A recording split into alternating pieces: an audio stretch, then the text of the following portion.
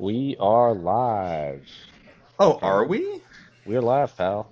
Oh, sorry, I ruined it. I ruined it by interrupting you, Jose. Hey, we're live, everybody. What's up? This is the voice of Alexander K. Lee, with the MMA fighting on the MMA fighting. Let's try that again. The MMA fighting official weigh-ins for UFC 321. This is our stream. Bringing you the stream live from Abu Dhabi is, of course, one Mr. Jose Youngs. Jose, say hi to everybody. Hello. I'm just letting the internet know that the stream is going live now. Hold on. This is what? UFC 321? It is, famously. Wow. It is 8 a.m. Oh, 9 a.m. 9 a.m. local time, of course, in Abu Dhabi. It is 1 a.m. Eastern time. And for those of you on the West Coast, probably equate to a little what? 10 a.m. 10 p.m., right? 10 p.m. So you guys are having a good time. What a way to cap off the night if you're living in like California or something. What a great way. Just gotta look. All right, Jose and I will be your hosts for the next couple of hours, or maybe just 1 hour. I believe if I'm to understand, they are going to try and use the newer. Not I should. It's not even new anymore, but whatever. The current weigh-in rules, where they encourage everyone to get in the first hour, and if needed, they'll get them in the second hour. But fingers crossed, people not expecting any drama. We have 13 fights, 26 fighters come to the scale. If you heard 14 and 28 before, we did lose a fight literally on Thursday. A bout between Abdul Karim Al Salwadi and Mateus Camillo was supposed to take place in the prelims. Al Salwadi has pulled out for undisclosed reasons, so that fight is off. We're down to 13 fights, 8 prelims, and 5 main card fights. So don't be alarmed, guys, if you see them.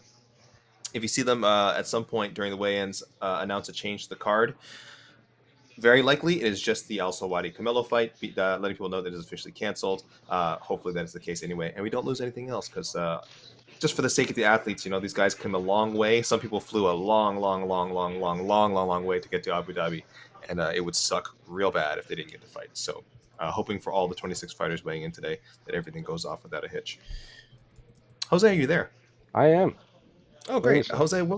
Jose, what would you like to say to the fans who have been following your coverage all week on MMAfighting.com?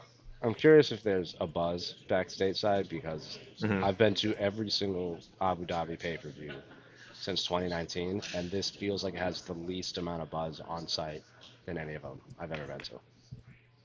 I can tell you in Canada, I will speak for the United States as well. I feel like we are all one. I can tell you in Canada, it's a bit strange. The time zone difference obviously is always going to muck things up back over on our side of the world.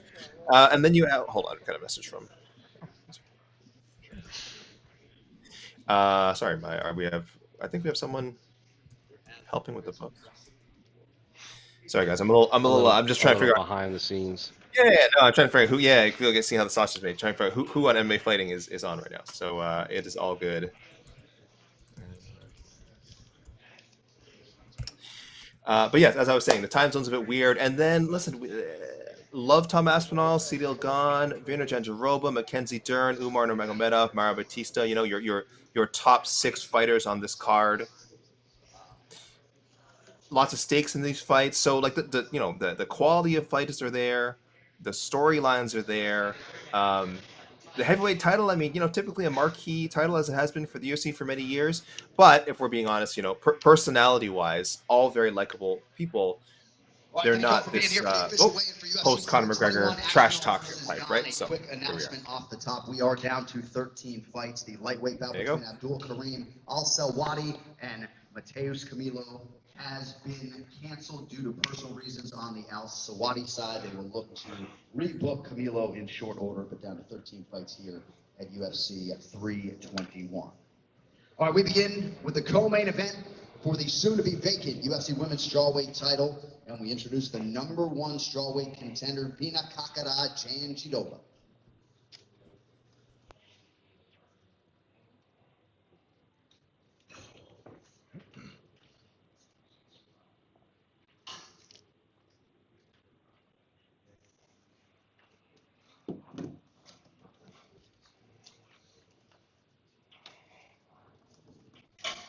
$115.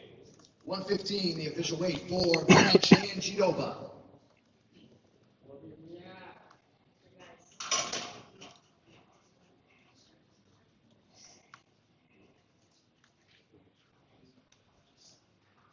All right, next fighter to the scale, one half of the featured prelim in the lightweight division, Nasrat Hakparast.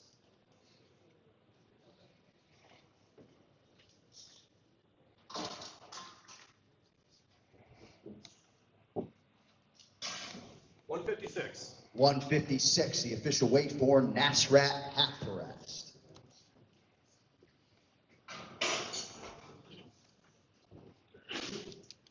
All right, next fighter to the scale is his opponent in that lightweight prelim, Quillen Salkill.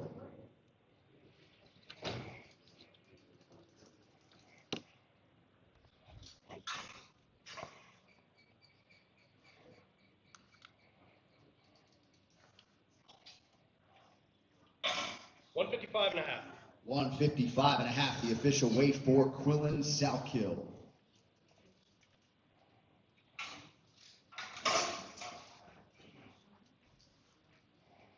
All right, staying in the lightweight division as we welcome Mateusz Raumbetsky.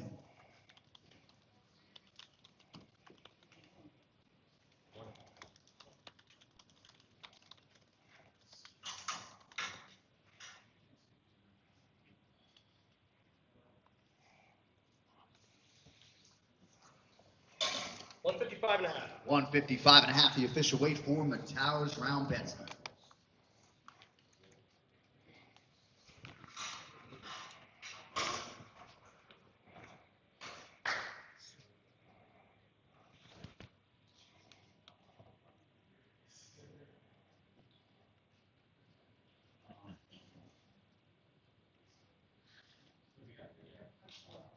All right, next fighter to the scale, charged with kicking off the main card live on pay-per-view, the number 7 ranked light heavyweight contender, Aleksandar Rakic.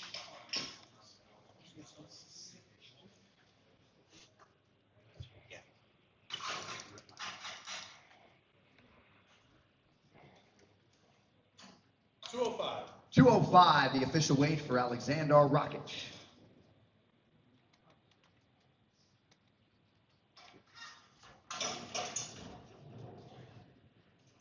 All right, next fighter to the scale, competing in a middleweight prelim, the Iron Turtle, Junyong Park.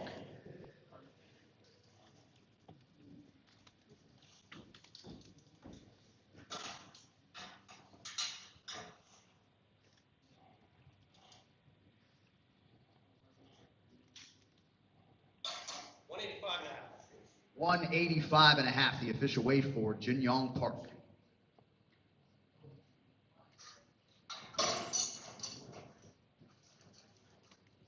All right, next fighter to the scale is his middleweight opponent, Ikram Alaskarov.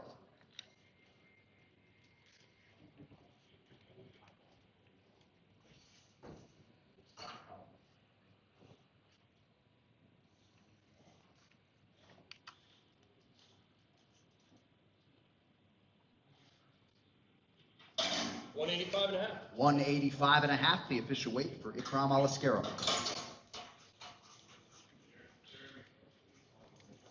All right, next fighter to the scale, competing in a lightweight prelim, the Slovakian Ludovic Klein.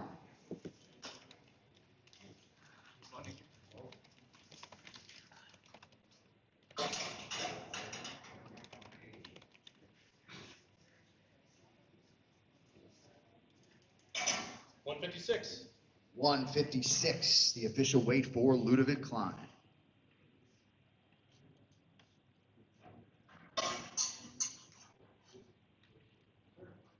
All right, next man up, competing in a flyweight prelim, Mitch Raposo.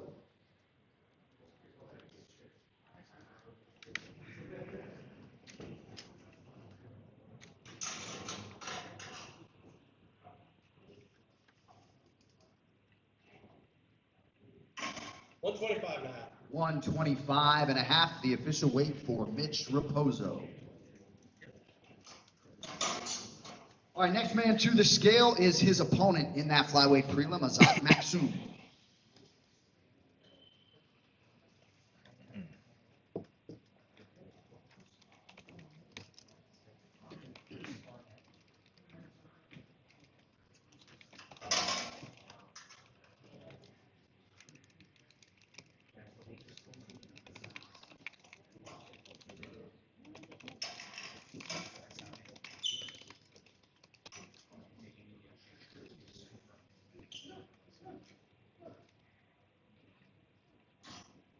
205 and a half. 205 and a half.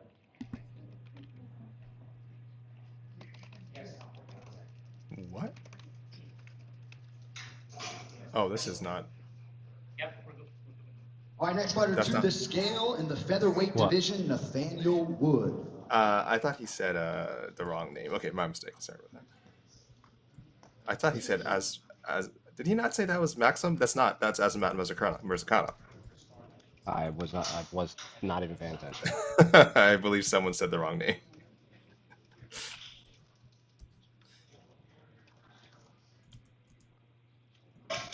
$146. 146, the official weight for Nathaniel Wood.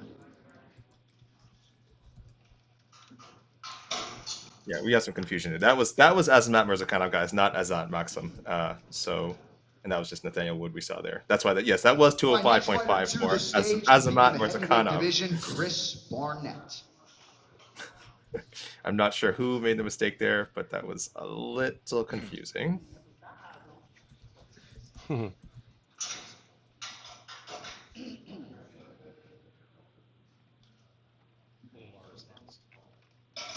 $261. 261, the official weight for Beast Boy Chris Barnett.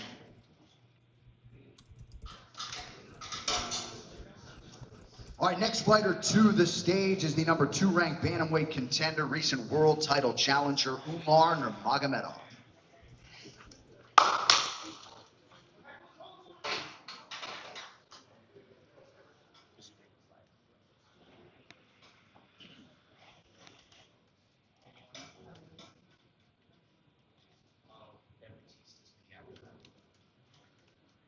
That's it right now. 136 and a half. Bring the box down.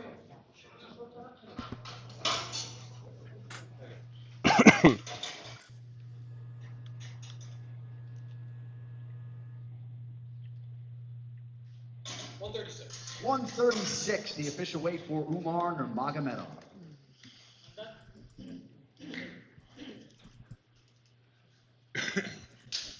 All right, next fighter to the stage, back for the first time in a long time in a strawweight prelim. Please welcome Mizuki.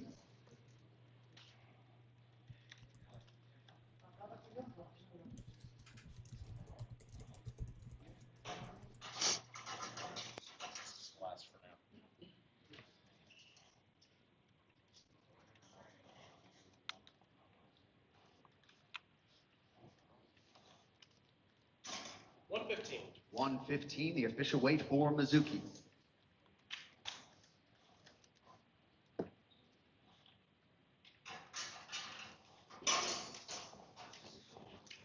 All right, next fighter to the stage, competing in a feature bout live on pay-per-view, the number 9 ranked UFC bantamweight Mario Bautista.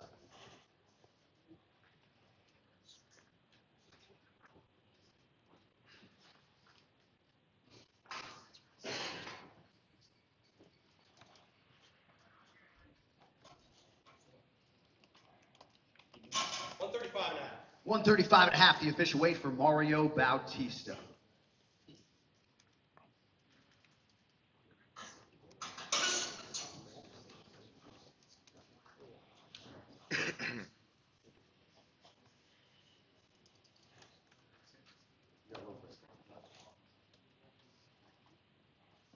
All right, looks like we got a bit of a break now. Okay. And just when you say that, someone's going to show up. I know it. Well, yeah, John Anik just put his mic down and picked up his coffee. Okay. So I think we're good. If John Anik puts his mic down, picks up his coffee, guys, that means we got it. That's official sign of a break. Yes, I do want to clarify again. I was also confused, guys. I kind of had my eyes off the stream for a second. I heard Azat Maxim. I heard the weight read out. I was very confused. It was 205.5. Azat Maxim is a flyweight. Then when I actually looked back at who was weighing in, it was clearly Azamat Mirzakhanov, who is a light heavyweight, and he made weight. So Azat Maxim is still to weigh in, I believe. His opponent, Mitch Raposo, did weigh in, which I think kind of added to the confusion. I think they thought that Azat Maxim was coming out next. Azamat Mirzakhanov and Azat Maxim look nothing alike. So I actually apologize, guys. I should have been looking at the screen the whole time, and I would have cleared that up right away. But it was a little So they definitely someone said Azat Maksum, and there was a little bit of confusion with the reading out. But no, Mirzakhanov has showed up 205.5, as has his opponent Alexander Rakic, who weighed in at 205. So that fight is, as of now, official. And we are still waiting for Azat Maksum. We have a few other fights also official. Ludovic Klein and Matusz Rebecki both successfully made weight. Ikram Alaskarov, Junyong Park are on point for middleweight bout. And the prelim closer between Nasrat Haqparast and Quillan Selkild is also on schedule. So that's good to see. Other than that, we actually are still waiting for several other fighters, including Tom Aspinall, Cyril Gane in the main event. We are waiting for Mackenzie Dern, though her opponent in this vacant strawweight title bout, Virna Jandiroba, did show up at 115. And Umar Nurmagomedov and Mario Batista is also official.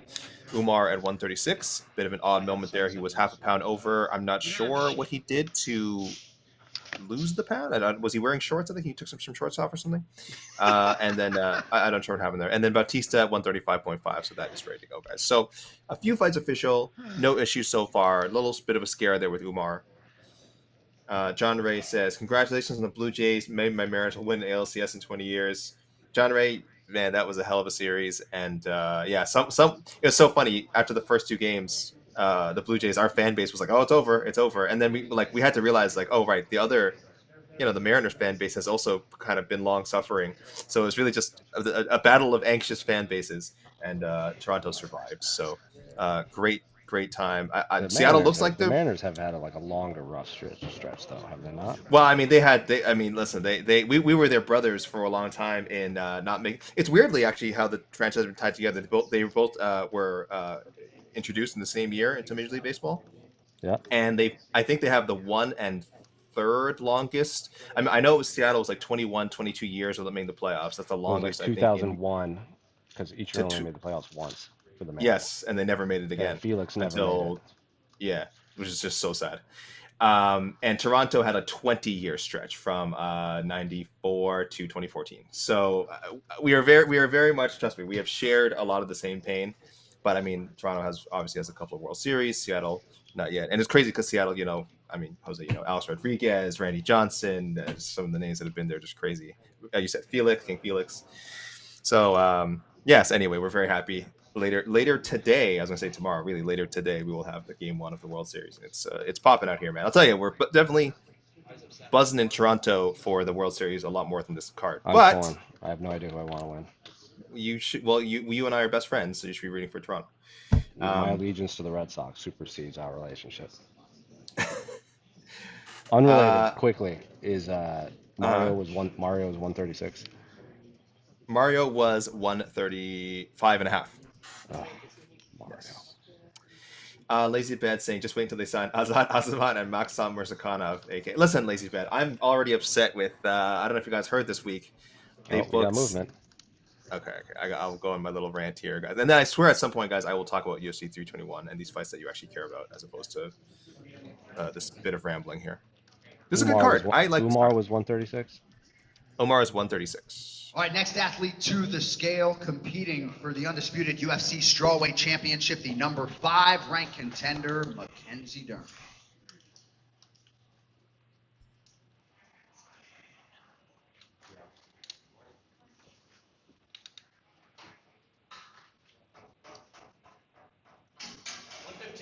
$115, the official weight for Mackenzie Dern, and with that, your UFC strawweight title fight is now official.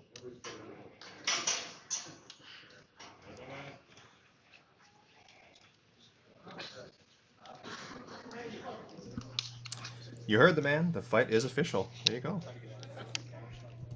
Mackenzie Dern, Virna Jandiroba, of course, Zhang Weili vacating the title. He will fight Valentina Shevchenko in a friggin' amazing super fight in December, but that is 2 months away. Good of her to vacate the title. None of this interim, none of this will she come back, won't she? I think she and everyone knows Zhang has done pretty much everything you can at 115 pounds, so she vacates the title.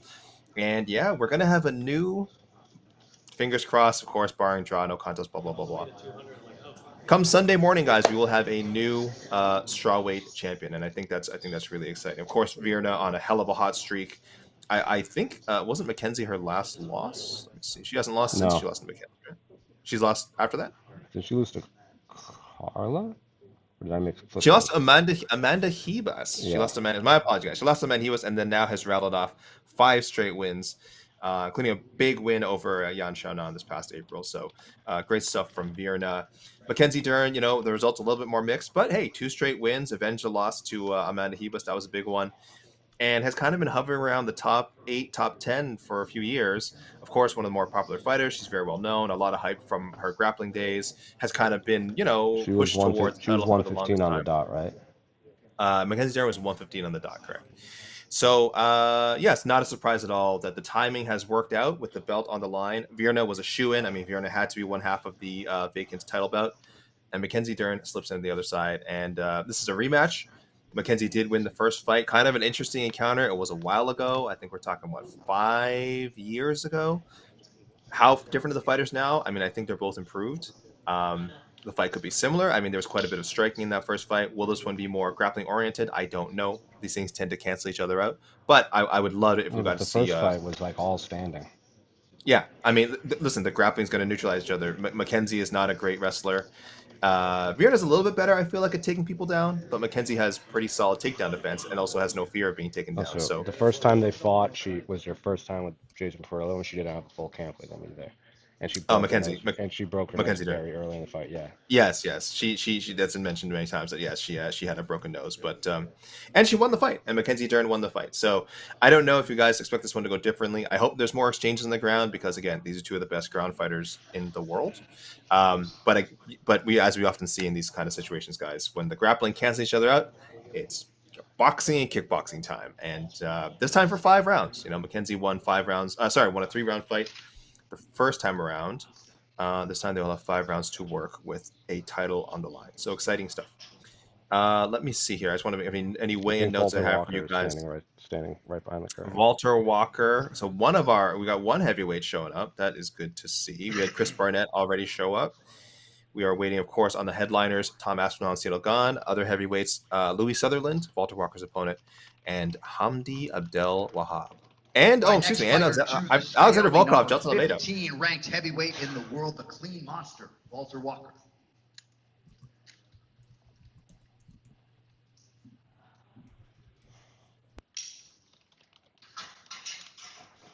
Wow, he is much taller than Mackenzie Dern.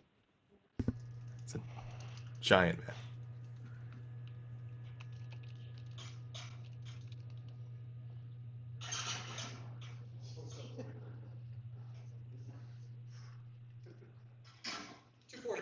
$244, the official weight for Walter Walker.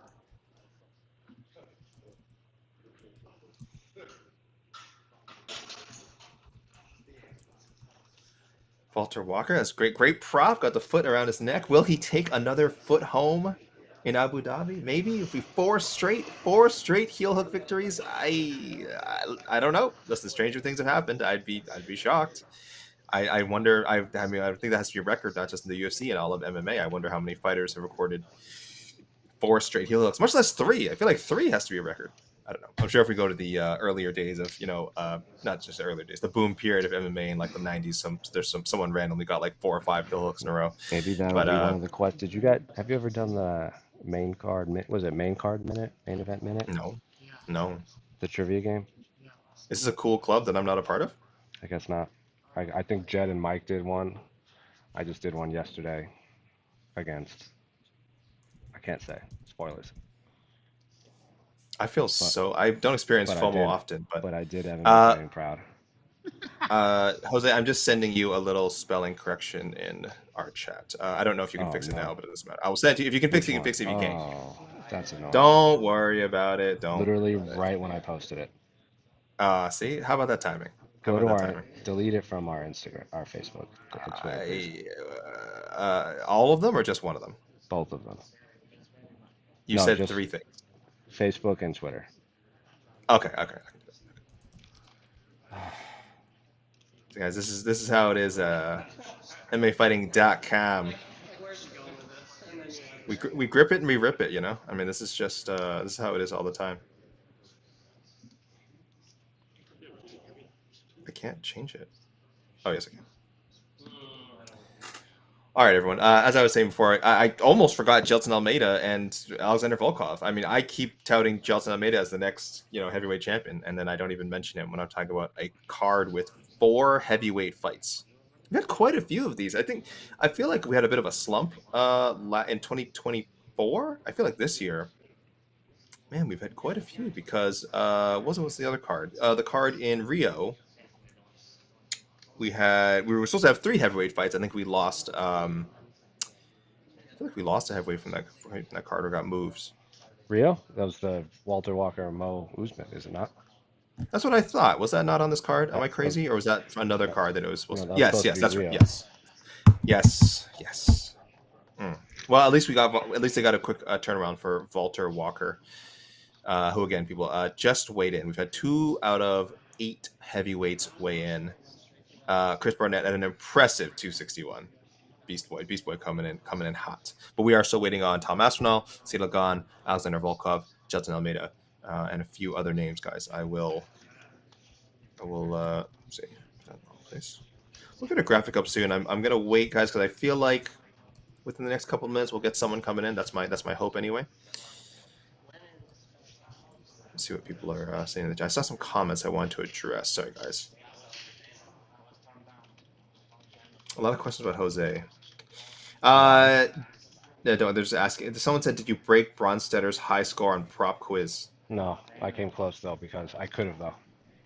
He's good though. I could have. Bronstetter is He's my boy. My boy. I faced My someone. boy. Yeah. I faced someone that I thought was going to be competition. Keyword thought. Shout out to Brostetter, guys. The guy is an encyclopedia. Desark the Chef 2848 wants to know, Jose, AK, do you guys have Joanna or Wei Li as the greatest 115er? I have Wei Li. Yeah, she beat her twice, so. Yeah, and at this point, and after that, I think her accomplishments also have added up. Like, I think her beating Joanna didn't automatically make her over Joanna, but then you add up everything she's done since, and it's like, okay, she's great.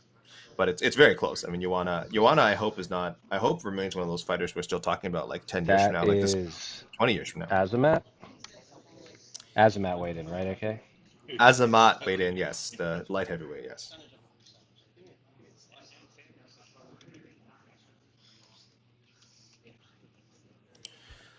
Okay, I want to talk about this main event, guys. Yeah, it sucks that we have to keep bringing up the lack of buzz, because again, it is a weird situation. I can't speak for everyone, guys. I don't know where you're all coming in from the chat. For some of you, maybe some of you are closer to Abu Dhabi than we are, and it's not a big time zone difference. But at the top of the show, I says it's made like a disparaging remark, saying these are not the most attention grabbing personalities, which I don't think is unfair to say. I mean this from a crossing over to more of a main, having a broader appeal, crossing over to a mainstream audience. Some of that is their limitations. Some of that is the limitations of the UFC. I don't want to point fingers just at one thing, but again, I think it's fair to say, and I like I said, I like a lot of these fighters. I think Tom Aspinall actually is a really compelling personality. I think Umar, I think Umar is quietly is actually really funny, and also I imagine someone in his native language is probably even more compelling to listen to. But again, if we're talking about do these guys produce viral clips, memorable quotes? Are they meme factories? I sound so old right now. They're really not. And if that's how people judge star power these days, then yeah, Tom Aspinall and Ciryl Gane and Virna and Mackenzie Dern and Bautista and Umar, yeah, okay, they fall short of that. But these are people that are very enjoyable to watch when they're doing what they do best, which is fight. But maybe they're not popping off at press conferences. Maybe they're not zigging each other and doing hilarious stuff on social media. So it's a tough sell for people. I understand why this card is being somewhat overlooked, and I do wonder. I talk about this all the time with Jed and Mike. When you set, for people who set a pay-per-view budget, whatever that would be, let's say you're only going to watch 7 out of the 13 UFC pay-per-views they do every year. Oh wait, Jose, how many pay-per-views do they do every year? 13 or 14? 13. Usually 13 or 14. 13. I think Tom. 2 in October. Okay, sounds like a Tom Aspinall coming. All right, next fighter to the scale is the gentleman around whom this fight card was built, the reigning, defending, undisputed UFC heavyweight champion, Tom Aspinall.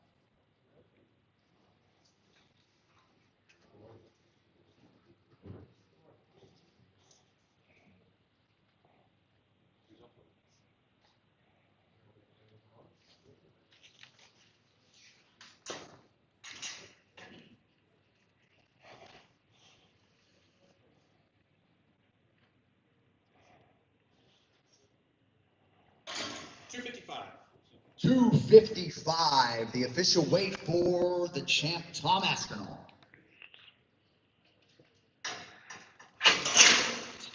I know, that's why it's funny.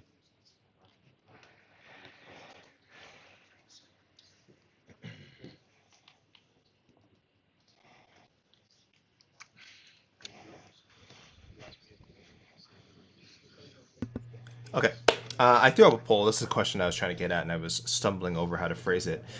If you only bought 7 out of the 13 UFC pay-per-views every year, or half, whatever your gauge is for half, 6, 7, I mean, technically 6.5, whatever. Would UFC 321 make the cut, guys? Would this make your budget if you only budget? Because it's very expensive to pay for pay-per-views these days, right? Plus the ESPN Plus subscription. I know things will be different under Paramount Plus, but let's say we're just talking about the current deal that we know all the ins and outs of. Would it make the cut? I think, again, I don't want to speak for everyone. I do feel like this would be right on the line. Heavyweight title fight, always great to watch. But I mean, I don't know if people are buying the vacant strawweight title fight. I think it's a great fight. I think it's a really compelling fight. But you have people like Dean Thomas saying this is what was Dean Thomas's quote? Can we trade him for Dan Hardy?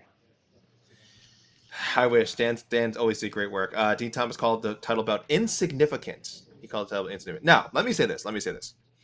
I don't have an issue with UFC and like, you know, and broadcast, you know, affiliates criticizing the product. Like, in some ways it's refreshing, in some ways it's good, right? You want them to be honest. I know we had Jose, I don't remember if you saw that recent kerfuffle with Andreas Hale and his review of Yes. that UFC the WWE show, and he gave I think it was the first review they were doing or something, one of these big WWE shows. He gave it a very mediocre rating, something like a C or C plus, and the internet just went after I think him. it was worse than that. I don't think it was like a C, or maybe it was one or two of the matches that people thought like, oh, this match was like No, like should the have whole been thing. I like thought all-time. he gave like it doesn't matter. It wasn't a glowing review. It was not a glowing review, and people were like, "What are you doing? You work for ESPN. How can you criticize your own product?" And at the time, I was like, "No, that's what they should do. You should keep things separate." Now it's a little different because again, Dean Thomas is with the UFC, not ESPN, if I'm not mistaken. So it's not just he's not like an affiliate that's criticizing the product. He is someone who works essentially in the building that is telling people that this fight doesn't matter, which I think is silly. I disagree. I kind of admire the honesty, I also but don't. I actually disagree. I think he doesn't think that. You think it was just a 100%? Not even a question in my mind. I think we've given this so much time, and that's exactly what he wants, and he absolutely does not think that. But whether he does or not, which is honestly even worse. I agree. That's what I'm saying. Whether he believes it or not, that quote is now out there. And he is an influential person. Whether I don't know. I think so. He's certainly a voice that is regularly on UFC broadcasts, and people will parrot a lot of what these fighters say. Right? I mean, fair or not. Whether you agree with Dean or not, people will. This is now a narrative that has been introduced by Dean Thomas. Now, again, and maybe he is. Reflecting conversations that he has had with other people. Maybe this is not just his this thing he was throwing out there. That it's like, okay, people aren't buying into this fight. That's fine. But the whole point is for him to kind of throw that out there. Was it for me a bit offsides? I would especially since I think this is a great fight, and I know it's for a vacant title, but they've had a lot of fights for vacant titles and interim titles, and I rarely see them being dismissed by employees of the company so quickly. So I don't know. I like this fight a lot, but I understand that. We all know, Zhang Weili is still out there. She is still clearly the best 115er in the world. I think maybe it's just the word insignificant that stuck with me. But anyway, yes, my point is, I do think this card is better than most people think. But I do say that about a lot of cards. So people take that with a grain of salt, right? Tom was 255? Yes. 4 pounds. I am the Prince of Positivity. And I'm always going to try and find the silver lining with some of these cards. Though that'll be tested with some of these upcoming returns to the Apex. I'll say that. I will say that. But I'll do my best, guys. I'll do my best to look on the bright side with the return to the Apex that we've got coming up. I'll at least be happy that Jose Youngs won't have to travel. Jose Youngs will hopefully be taking a vacation after Abu Dhabi. Jose, at all? No. Are you? No, dude. When have I ever taken a vacation? Period? Never. People know this. You're ubiquitous. As I Ubiquitous said in the when community. I did submission radio with own Jed All right, Meshew, next and fighter he was to going the on scale, vacation, competing and on the I'm main literally card like, live what on is that? pay-per-view, the number 5 ranked heavyweight contender, Maya Genio, Jailton Almeida.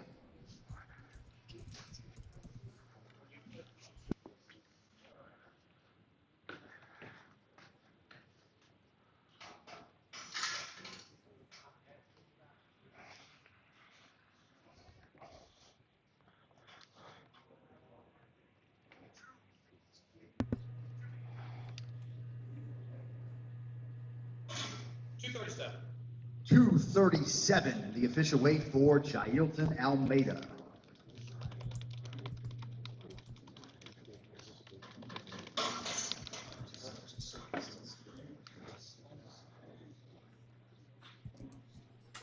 Here you go, guys. That was Jailton Almeida coming in at 237. Always coming in light, of course. Jailton really is essentially a light heavyweight who's not cutting weight, but can't complain with the results. The man has been very good at heavyweight. Had a couple of losses there to... Oh, sorry. One loss to Curtis Blades. I was going to say Derek Lewis. He did not lose the Derek Lewis fight. He lost a lot of... Huh? He beat the Well, I soul mean, out of listen. Derek Lewis. Well, if he'd beaten the soul out of Jose, he would have finished him. I mean, All right, next fighter he to the stage, we lost a stay lot in of the currency heavyweight there. division as we welcome Hamdi Abdelwahab.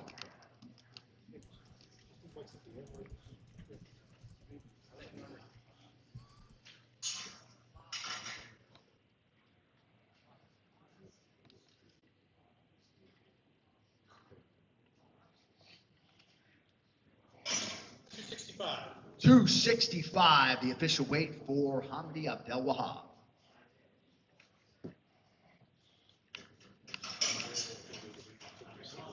Yeah.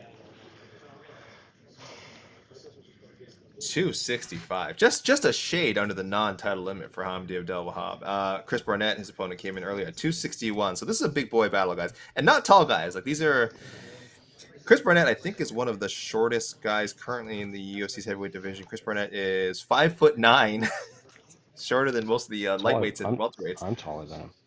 You are taller. Yes, you're definitely taller than you're not a short guy though.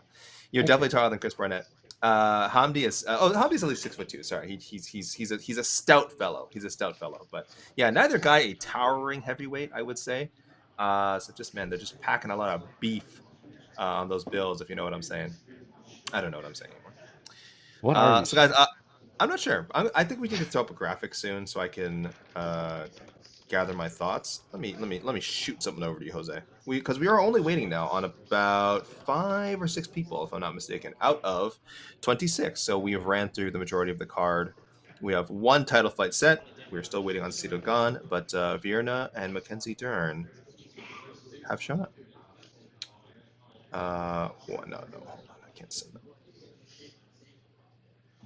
There we go.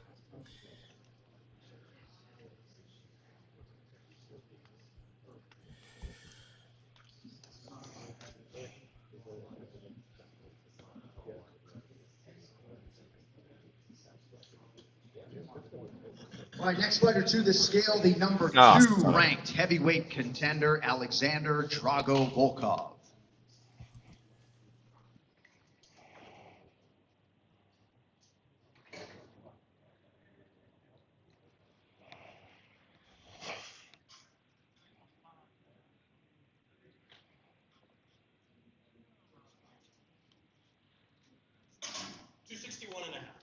$261.5. 261.5, the official weight for Alexander Volkov.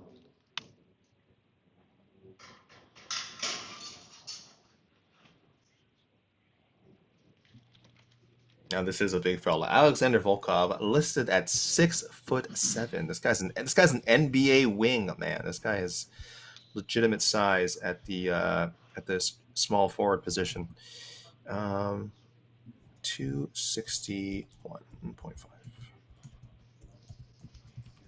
All right. Yes.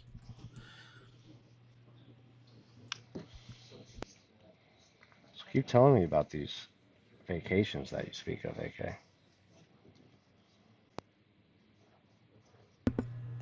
Yeah. There's something else. There's something else. All right, Jose, sorry, I gotta send you this. Let me send you this. All right, guys, we're gonna get a graphic up here. You know, it's our usual, and you know, usually when we throw the graphic up, start reading it, it jostles the fighters loose. You know, hopefully, get them to come out a little bit, quicker.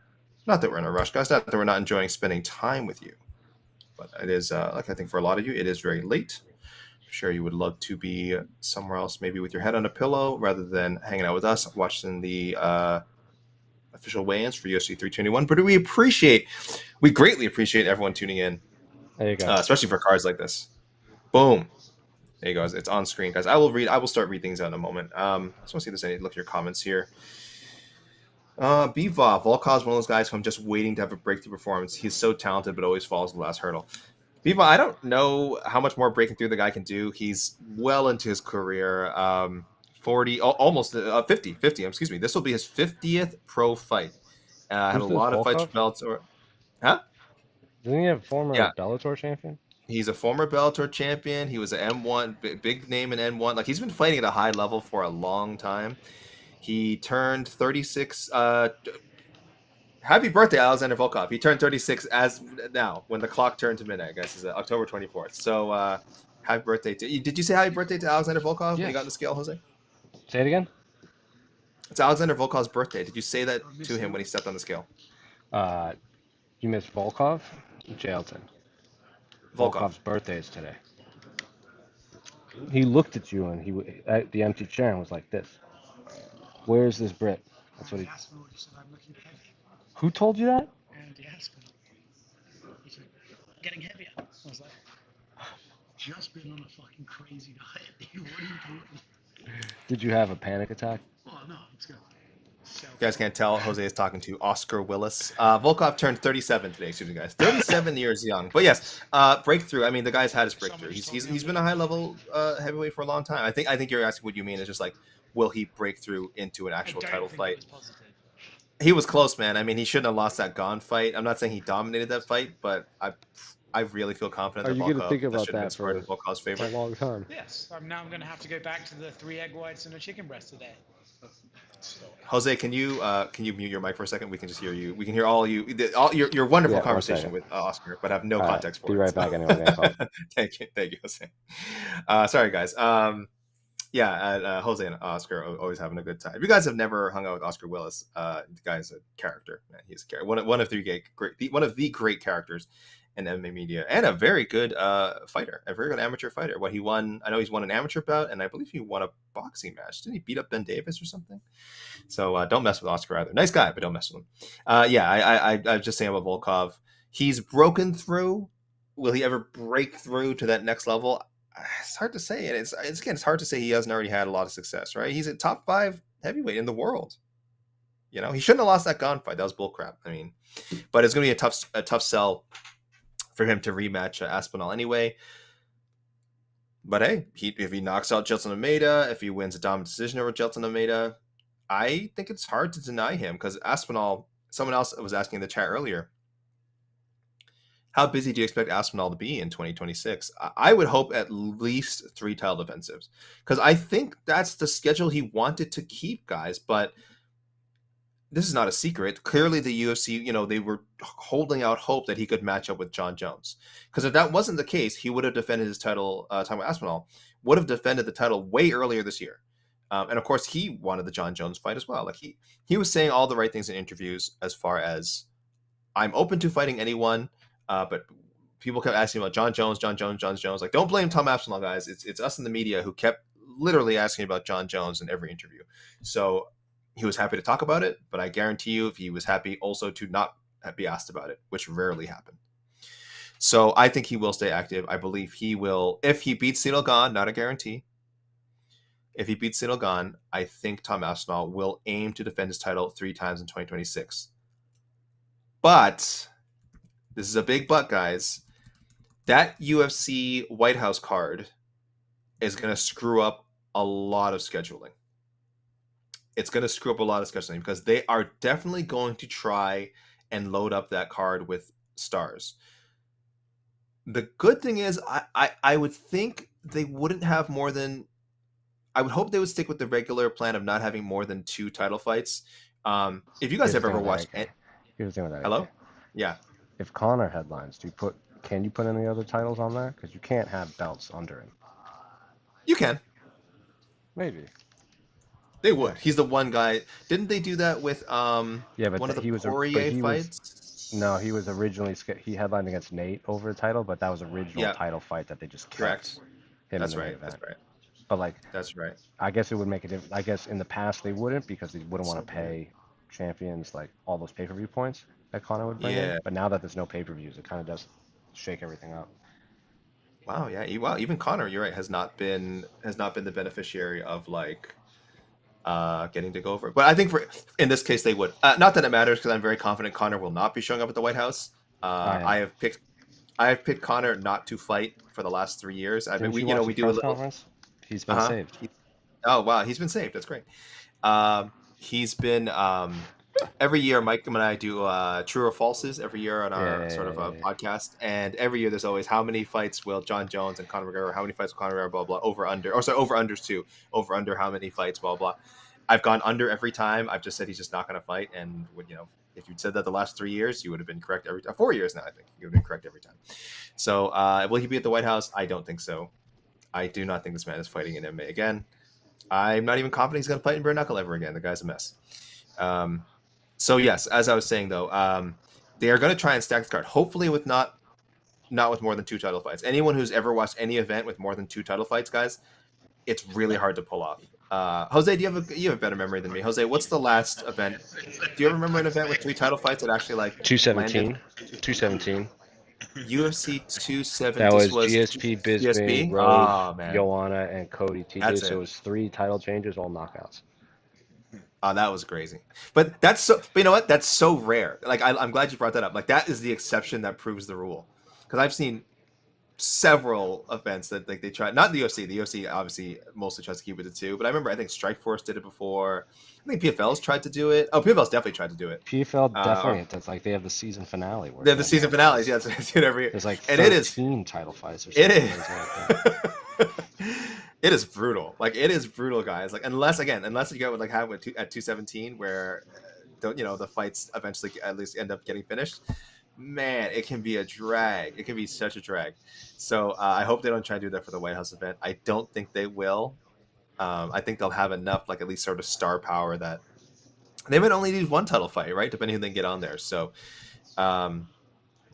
but that card is going to screw up some scheduling, guys, because a lot of people are going to want to be on there, and there's a lot of people the UFC. It's going to be like 300.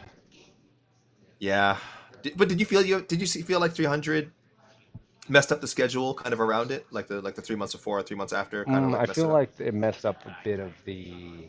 I don't know if it messed up the schedule, but like Jamal was kind of rushed in. Oh yeah, because they needed a main event for 300, so they put Peloton in the main event, and I don't know. Yeah, it felt a little rushed, but I don't think it was because. I think it affected fighters. Like I don't know. Yeah, I don't know what I'm trying to say. Yeah. But just get back to the original question of like how many. Sorry, someone was asking how many times will Tom fight in 2026. Like I want to say 3, but if one of them is making weight for the White House card, then that might honestly just cut off the first 6 I don't months think they'll stick him on there. Depends who's available. It won't be John Jones. We all know that's not going to happen. But maybe there's another. I don't know why I'm saying this. I'm trying to think what American heavyweight do they have even that. Derek Lewis. They would do that, Jose. They 100%. would. Right? Okay, so there you go. Right? It's totally possible. Curtis Blades trilogy bout? No? Okay, we don't need that. One can dream. It doesn't matter because Jelton's going to win anyway on Saturday, and then he's going to beat Tom, so it's not going to be a non-issue. So the real question is who is Jelton going to fight at the UFC White House? But according to Daniel Cormier, Jelton can't fight. That was rough.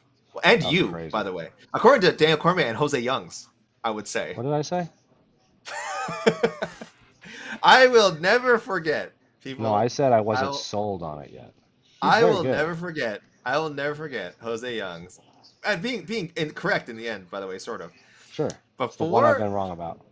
Before Jelton Almeida's fight with Curtis Blades at UFC 299 in Miami, Jose was asking a question to Curtis Blades, and he goes, all Jelton does is come out and front kick and shoot. What do you think? What do you think about that? So just a question. And then guess what happened? He was beating Curtis's ass in that first round. And then what happened? Illegal 12-8 elbows happened.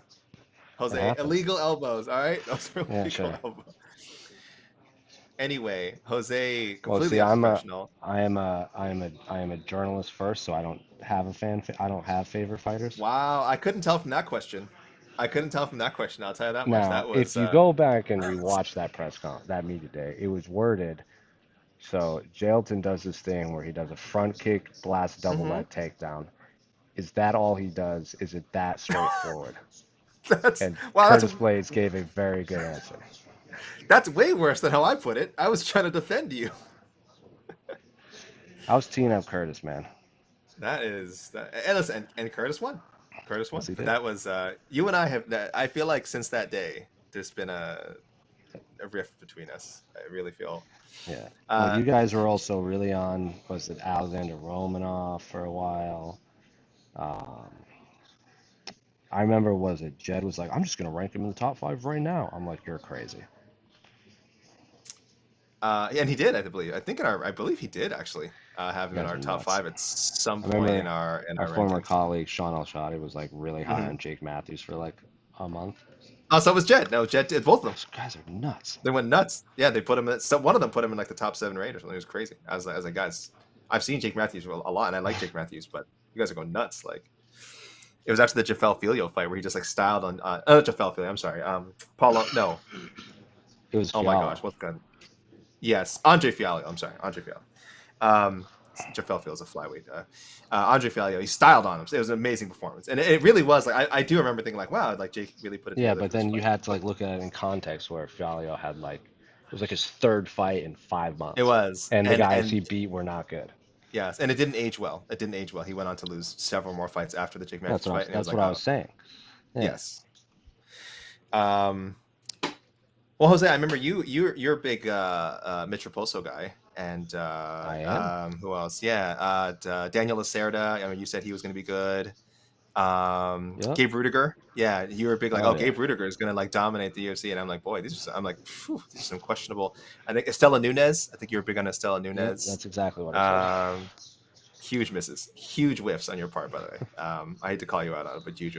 Guys, Google those names now. Like that, this is a deep cut gag. Like if you guys feel like, why is he choosing these names? I think the only one I was like really, because I'm the one that holds out the longest for fighters. Like even like Ilya, I was like, let's see what he does. Like against Volk, like even when he was fighting Volk, I was like, let's see if he can handle it.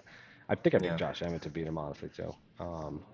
I picked some crazy. Trust me, I picked some crazy like not believing in people fights where like I've done that a lot. I'm trying to think of someone I was like just so wrong about. Sage Northcutt?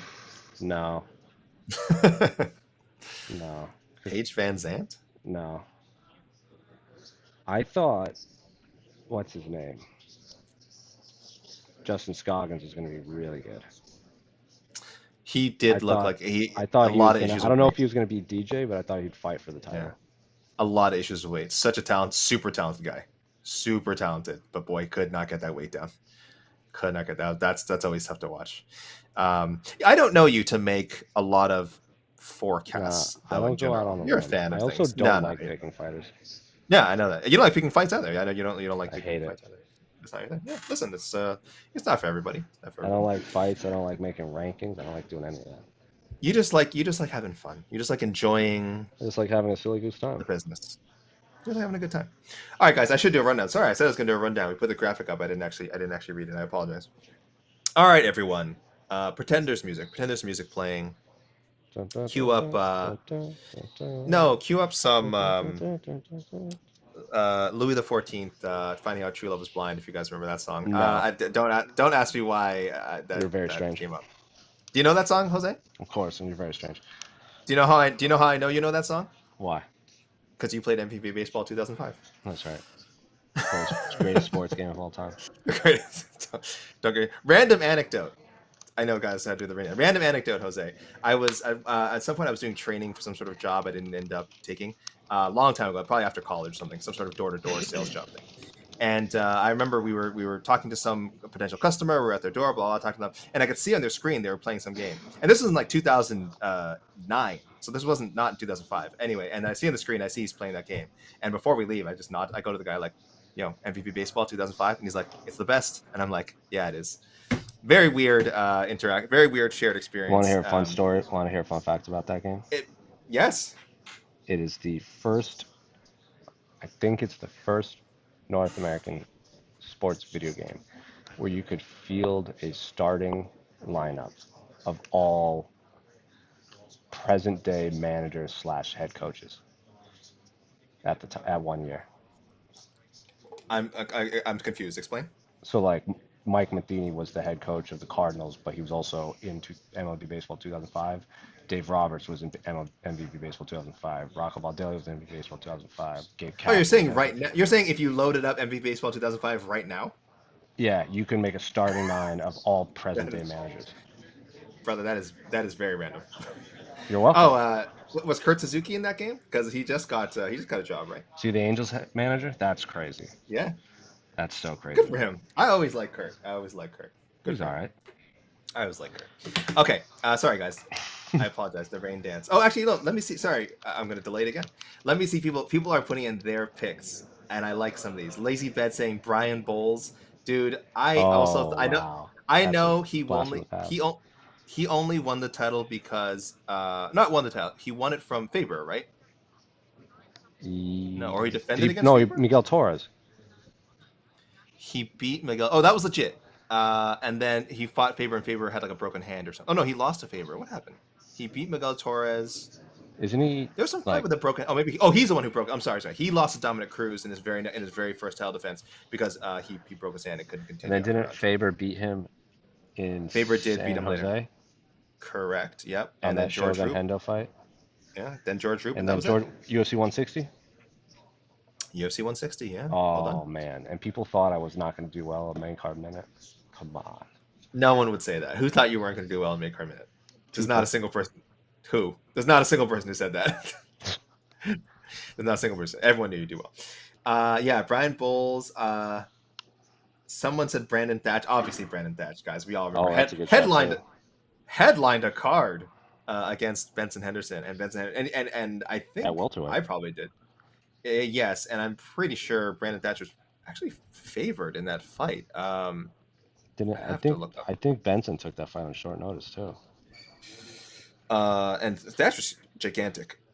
He was a -160 favorite, according to Typology, and Benson tapped him, and that was really it. Gregor Gillespie. Yeah, Bebop, of course, Gregor Gillespie. Not technically retired, I don't think. But, yeah, a guy, listen, we all kind of wanted to see him fight Khabib. That would have been fun. I think we feel pretty confident that Khabib would have beaten him, but we never saw that. Razor Rob McCullough, Meat Rocket 6979. What's up, Meat Rocket? Yeah, Razor Rob McCullough. I mean, he was pretty good for his. I don't think I ever thought he was gonna, become a big star if we made it to the UFC. But he did some stuff in WEC. I've seen a lot of WEC names. Brock Larson, yeah, Brock Larson. Again, these are solid fighters. I don't know if I ever had. Let's ask just saying, guy. Who's a UFC fighter you thought for sure would fight for a title that never did? Sure. Like you thought, like early in their career, you're like, all right, this guy's gonna be a either future champ or future contender, and they just never panned out. Mariners fan 2233 Wellington Turman. That sounds so random, but Wellington had some hype coming into the UFC. Not like an insane amount of hype, but I don't think that's like that crazy. No. Like I'm thinking, like some of the ones we said were like Brandon Thatch back in the day, Justin Scoggins, Alexander Romanov, like guys. Romanov, oh yeah, Jesus, where is he? Is Romanov in PFL now? I can't hear you. Okay, say it again. Oh, sorry. Is he in PFL? He's somewhere. He signed somewhere. Yeah, PFL right now. Yes. He lost. He lost in the tournament. Yeah, the heavyweight tournament. Daz Riccio saying Walt Harris. Yeah, Walt had a moment. He was ranked top 15. Lazy Bed, Jimmy Manoa. Jimmy Manoa was like top 7. Jimmy Manoa. There's a name. He was literally, I think, one. Yeah, one. He could have fought DC at the time, and no one would have batted an eye. Yeah. Oh, Jose, someone's at the scale. I know. No. Oh, he's just playing around with it. I'm trying to eyeball what weight range you put it at. Mariners fan also says young Stefan Struve. Gosh, Stefan was such a weird one. Yeah, Such My a next weird fighter one. to the scale, competing in a heavyweight prelim and making his UFC debut, Louis Sutherland.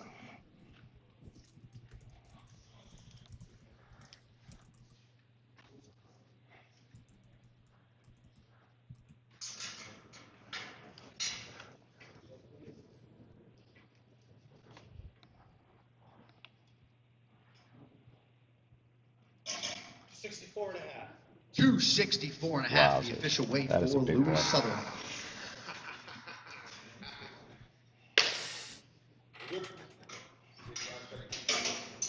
The Ben Rothwell-esque cackle I always like. They're saying in the comments they meant Walt Harris, some other discussion, not calling him a prospect. Houston Alexander, boy, Houston Alexander was a staple of if you were watching those UFC knockout like specials in the mid 2000s, they would always show Houston Alexander, Keith Jardine.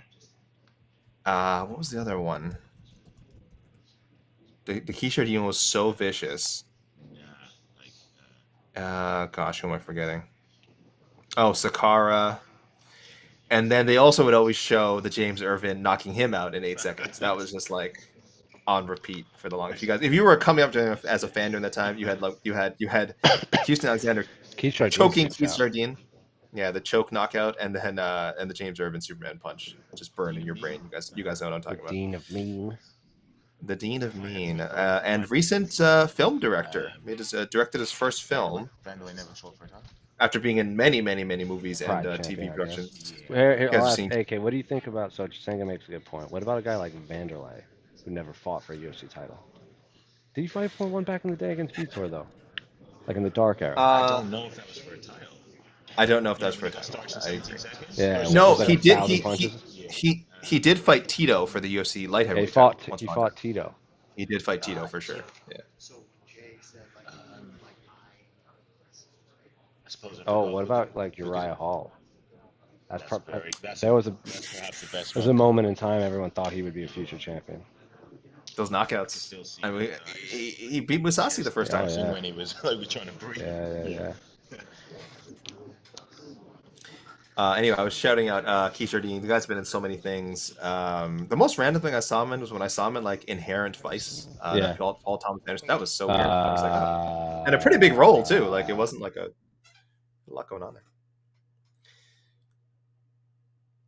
Daz Riccio. What happened to TJ Grant? Man, saddest.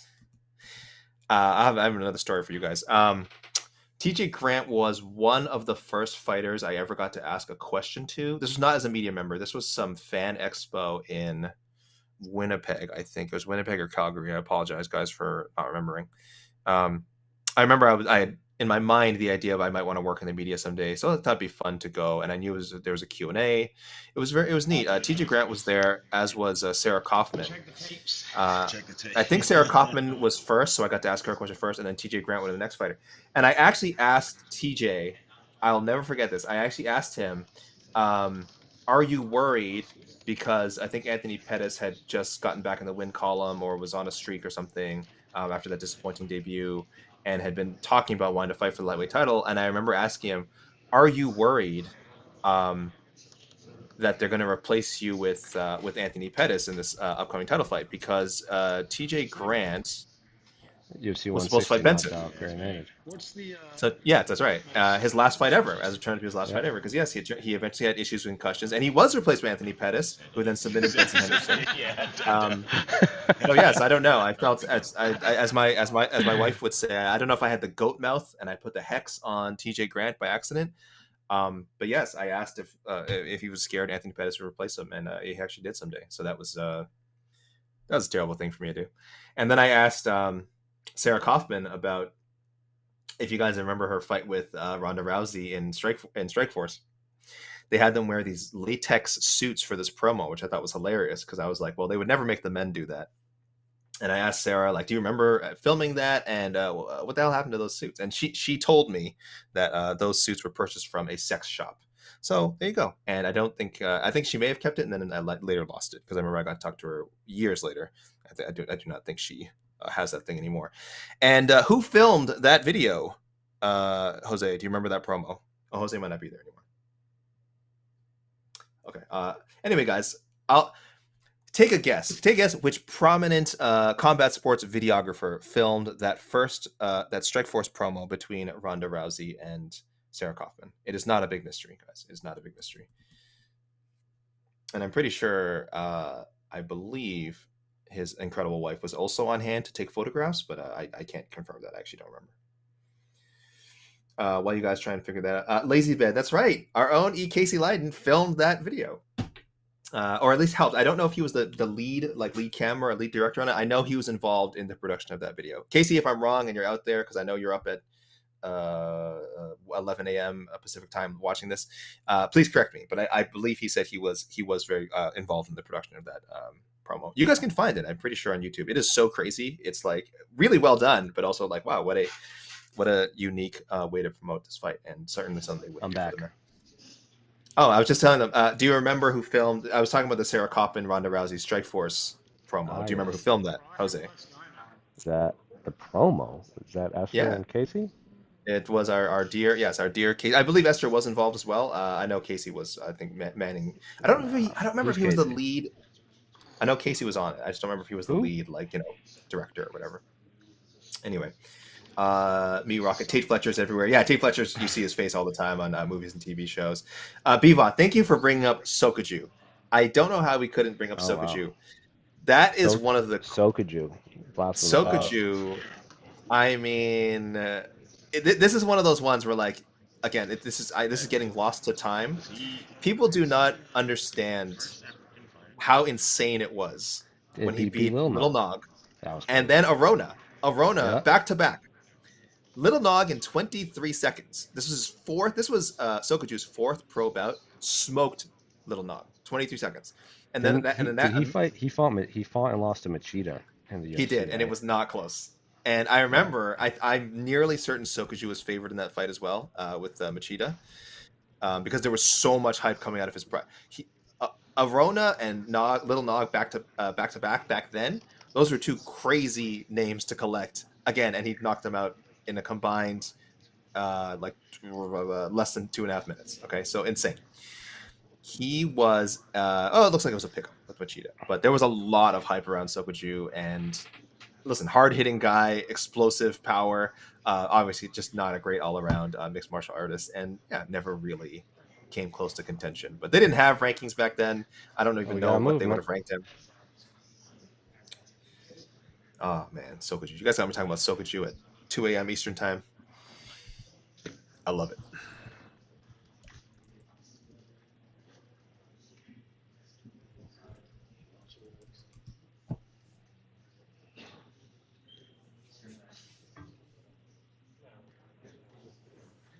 All right, next fighter to the scale, competing in a flyweight prelim, Azat Maksum. I'll explain for anyone who came in late. I'll explain why I'm laughing.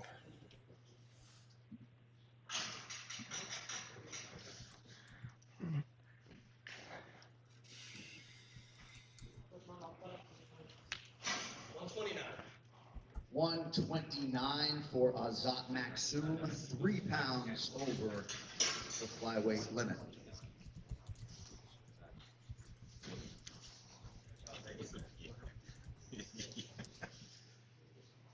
Okay, he's getting the box out. Lazy Bed. This is not Azmat Mirzakan. No, it is not.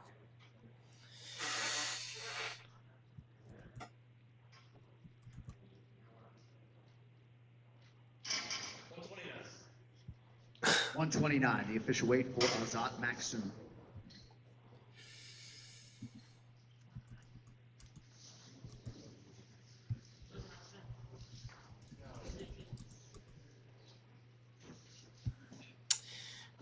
I am, you know what, let me send Jose. I need to gather my thoughts here because that was upsetting to watch. And I'll elaborate why in a moment, guys.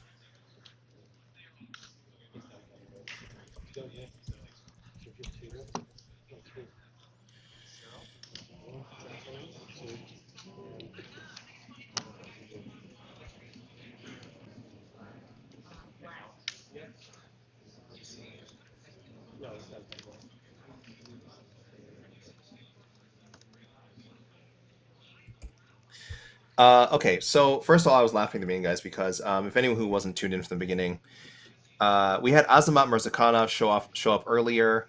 Someone read it out. Whoever made a mistake and said it was Azat Maxim, and it was a little confusing because obviously Mirzakhanov is a light heavyweight. He weighed in at 205.5, and there was we were like, whoa, what the hell's happening with Azat Maxim? But if you were looking at and watching the stream, you would see it was Mirzakhanov, not Maxim. They do not look anything alike, not just in terms of size, just in terms of everything, how they're groomed and how they look. They don't look the same. So Mirzakhanov weighed in earlier to 5.5. Now we do see Azat Maxim, and he missed weight by a huge amount. I'm not laughing now because this is so me asking if the fight's off. No, not necessarily. But this is what pisses me off. I think Cyril's going to be here in a second, okay? Okay. I'll go on my Azat Maxim rant in a second. You got Cyril. Literally, I was trying to tee up the graphic and. Let's wait for All right, Cyril. next fighter to the scale, the other gentleman around whom this fight card was built, the former UFC interim heavyweight champion and the #1 ranked contender, Bongama Cyril Gane.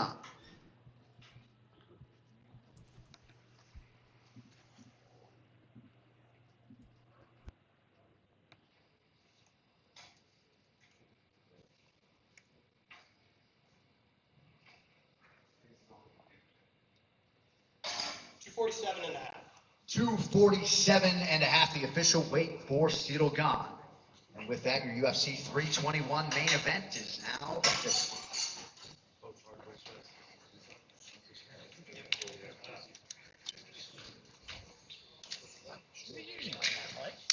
No, I don't think so.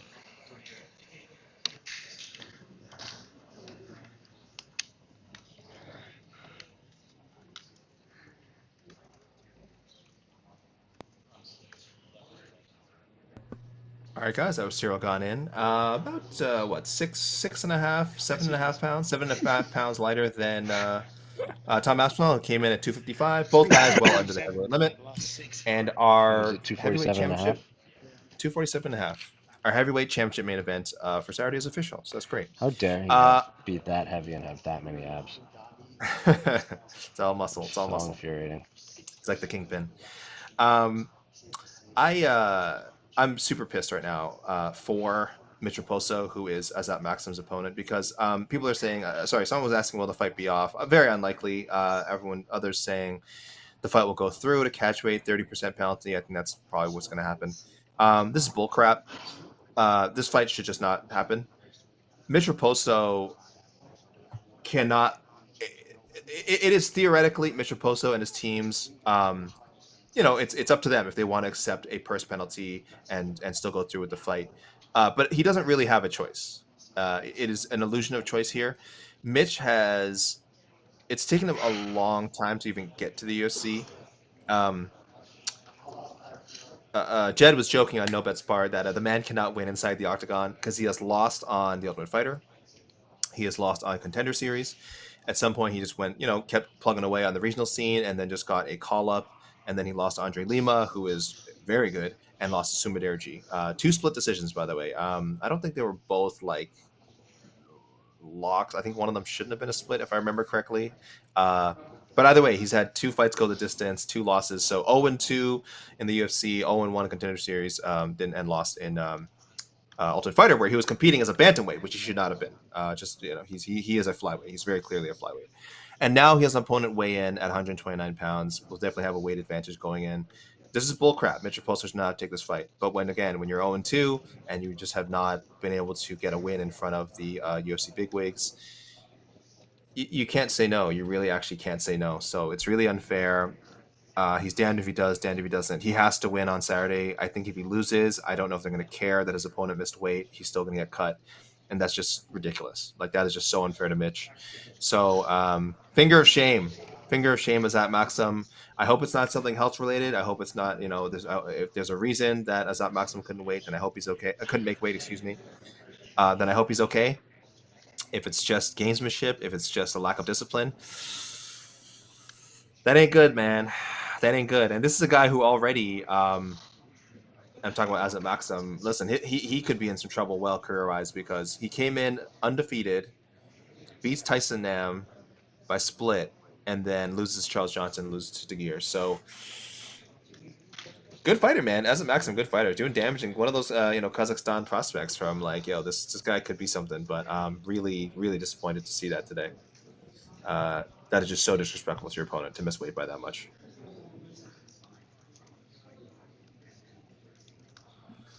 Let's see.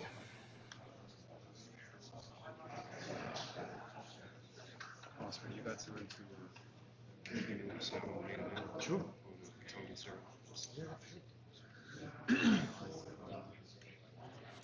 Eben Kraft saying weight misses should be 75% purse, and you start off missing a point in the fight. I don't know what the answer is.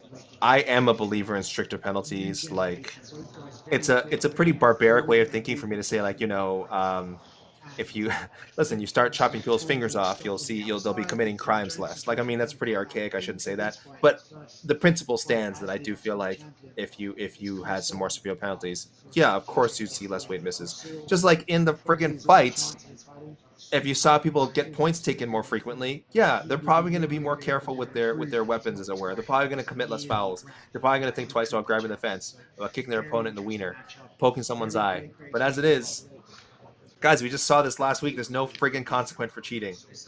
Even Drew Dober, who actually got penalized, got such a huge advantage from kicking for Kyle Prepolek in the wiener that he ended up getting a knockout just moments later. And fair play to Drew Dober.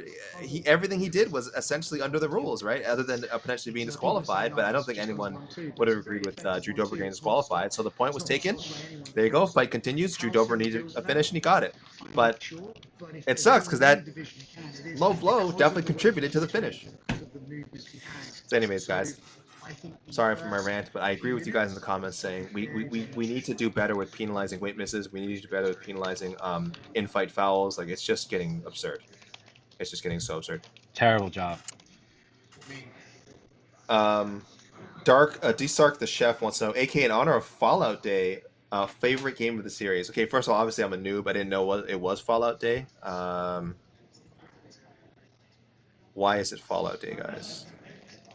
Oh, there was a Fallout Day broadcast. Guys, I'm so out of the video game loop. I played Fallout 1 and Fallout 2, and I tried the 3D ones a bit, but I guess I just didn't have enough time for them. They're crazy. I mean, those games are crazy. I see what people do in the Fallout games, and then what they do with mods and stuff, and I'm like, man. Isn't it it's like the anniversary, right? Or like the 10th anniversary? Apparently, yeah. So they announced a lot of new, I guess some new things for it's Fallout. Bethesda, So, yeah. so they'll just keep announcing additions to Yeah. the games they already have, True. rather than put out a completed game. Hey, listen, they hit money with the MMO market because it was a disaster at first. Fallout 76, I remember seeing a lot of coverage. People saying, like, yo, this is one of the worst launches of an MMO we've ever seen. Somehow they stuck with it and iterated it enough that apparently it turned around and the game became enjoyable and profitable. But yeah, man, they dodged a bullet there. I just need Elder Scrolls 6 immediately. I needed it yesterday. SlickVic7987 wants to know, how do you not know before the scale what you're weighing in at? Guys, we've had issues where sometimes people, the scale, because people are given scales to use at in their hotel rooms, there's a scale backstage. Sometimes the scales, for whatever reason, don't line up with the official scale. It doesn't happen often, but I think that is a reasonable excuse. And sometimes, guys, people just know they're going to miss weight and they don't care. Like SlickVic, if you're asking about like Maxim, how did he know he's going to miss weight? Oh, sorry, how did he not know what he was going to weigh in at? I think he did know what he was going to weigh in at, and he just didn't care. There you go. I know I'm being very hard as a Maxim, guys. Like I said, if we see some Instagram posts later where there's a reasonable explanation for what happened, and some sort of personal or health issue, I apologize in advance. I'm just not convinced that's the case. And again, if Mitch or Post on his team are not mad, I am very mad for them. So, D-Stark the Chef also asking, I want to sit battle the AKs, Andre Kirilenko versus AK Lee in a horse game. I think Andre Kirilenko is going to have the advantage there. I think pretty good. I think he's. I'll be right back. I'm gonna get some coffee. Graphics up on the screen though. Thank you. I think AK-47, the original, can probably do some things to the basketball that I'm not capable of. Shout out to Andre Kirilenko, ahead of his time, guys. Would have fit perfectly in today's NBA. What else? Dave and Chatri, happy birthday, AK Lee. Thank you. It is my birthday every day, as you know. I will take that. Guys, if you want to try a weird game that'll take like 10 minutes of your time, I was playing the demo, the free demo on Steam for Final Sentence. It came out earlier this month. It is a typing battle royale. It is exactly what you think it is. You type, and if you make too many mistakes, there's a chance you will die. And if you are the last person at a certain stage, it's just a chance you will die. So there you go. It's a fun. You guys can find it on Steam. It's a very small download. I'm not even sure it's a gig. Again, it is just a demo. The replayability very limited. But if you're someone like me who doesn't have a lot of time and also who just enjoys typing, wow, that was like the worst description for a video game ever. I would say try it out. That's what I would say. It's called Final Sentence. I'm going to close this poll here, guys. Thank you for voting. Oh, you know, I'll wait till a few more votes come in. But it is not. So, I mean, it could be worse. If you only ordered half the UFC pay-per-views every year, would UFC 321 make the cut? Yes, 52%. No, 48%. Yikes. So, yes is winning. People win. Jeremy 9149, what's your worst per minute, AK? So the game counts accuracy too. So I think like with some degree of accuracy, I'm definitely over 100. I'm at least at 10. I would say. Zoom and Mitch Raposo is still Oh. on 30% fine to Maxim for missing weight. 30%. Did you hear that, AK? Yep. Guys in the chat, you called it. Everyone in the chat was saying it's going to go. They said 30%. Let me tweet this out on our account.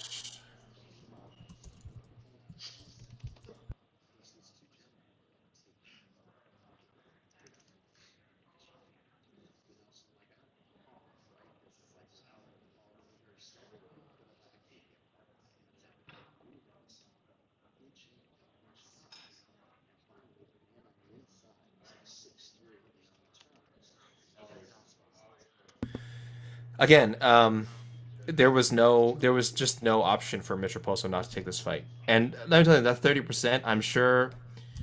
I don't know what the disclosed pay for a guy like Maxim is. He didn't come to the Contender Series, so he actually might be making a little bit more than your average new UFC signing. He was signed as a free agent, I believe. Yeah. So, but let's say he's even making most optimistic, and this is very unlikely, he's making 30 and 30. So maybe Mitch got I should be able to do the math easier. A little less than 10 grand, right? Yes, guys, that's right. I'm going to a calculator now. That's where I am in my life. $9,000. Got a little less than 10. That's a nice chunk of change. Don't get me wrong. At 9 grand, I'm sure Mitch is happy to take it. But I'm sure Mitch would also be much happier for his opponent to be fighting him on level ground and have a much better chance to win and have a much better chance to get a new UFC contract. So I hope, regardless of what happens on Saturday, I hope the UFC takes this into account. And even if Mitch loses, I believe he should get another opportunity. But that's not how it works these days, guys. This business has always been cutthroat, and the way the UFC is now, it is more cutthroat than ever, unfortunately. Well, we are just waiting on Jose Miguel Delgado and Jacqueline Amorim. So just two names left, guys. It's a little concerning to me. Excuse me. Just let me do a quick history check, guys, of Amorim and Delgado vis-a-vis weight cut issues. I see. Thank you. Shout out to Tapology. I see no weight misses officially for Delgado. Yeah, he's been competing at featherweight this whole time. Okay. And for Jacqueline Amorim, I do not see any weight misses either. Now, again, guys, I don't think this would include situations where this might be outside of Topology's record keeping, where maybe they had issues making weight and the fight didn't happen. So I have to look into that. But as far as I know, no official weight misses for either fighter, guys. Shout out in the comments if I am way off. The fighters have 40 minutes left. So no real cause for concern. Just letting you guys know, we are within quite a bit into the last hour, and we do have 2 fighters to go. Get what? Get us another hash brown. No. No. Do you know what this degenerate is doing? He was picking the hash browns with his hands.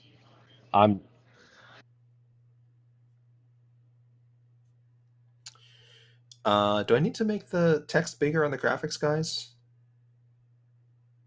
I see David Chatry saying they missed too old to read the small print on screen. Yeah, my bad, guys. I don't know. I can sort of make it bigger, but not without cutting off some of the names.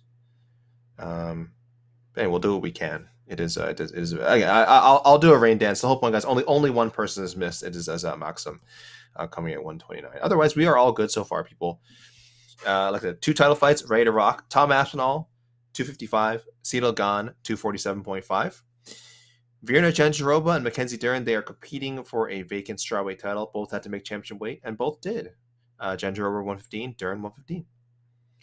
Umar Nurmagomedov and Mario Bautista, both men hoping to be the next man in line to fight Murad Dvalishvili to hopefully be booked for one of his 6 title defenses he's aiming to make next year.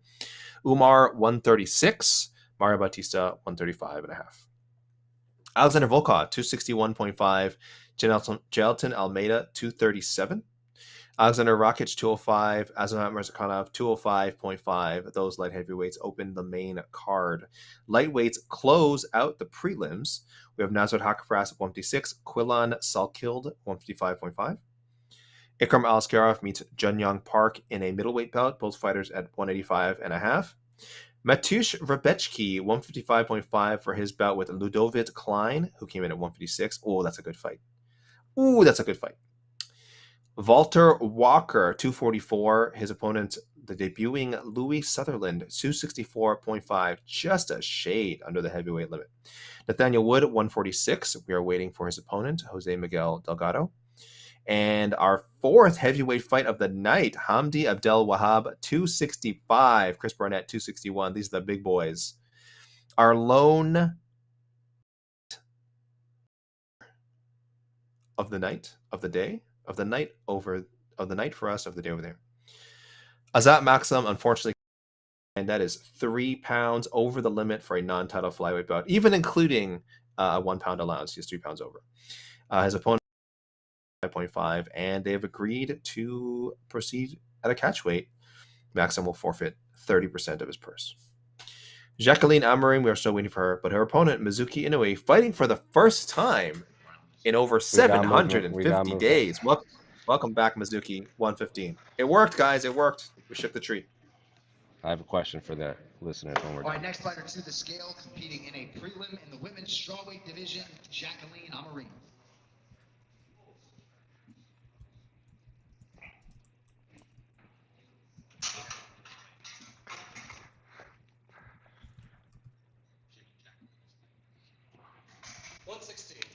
$116, the official weight for Jacqueline Amorim.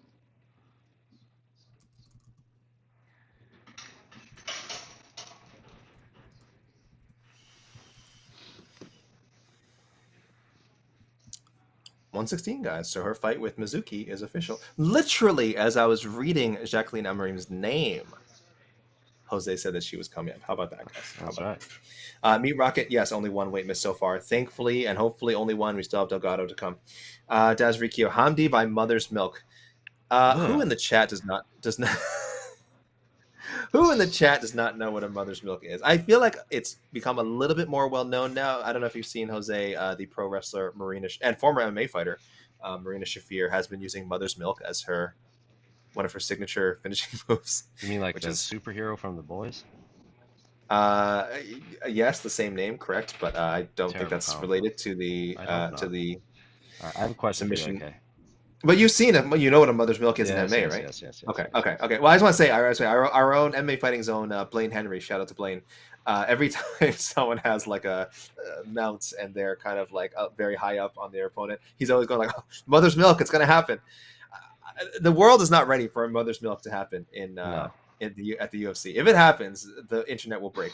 I don't care who does it. I don't care what division it is. Any division, if it happens, the internet will break. Most likely it's going to be heavyweight. I think that's the only time I've ever seen a Mother's Milk.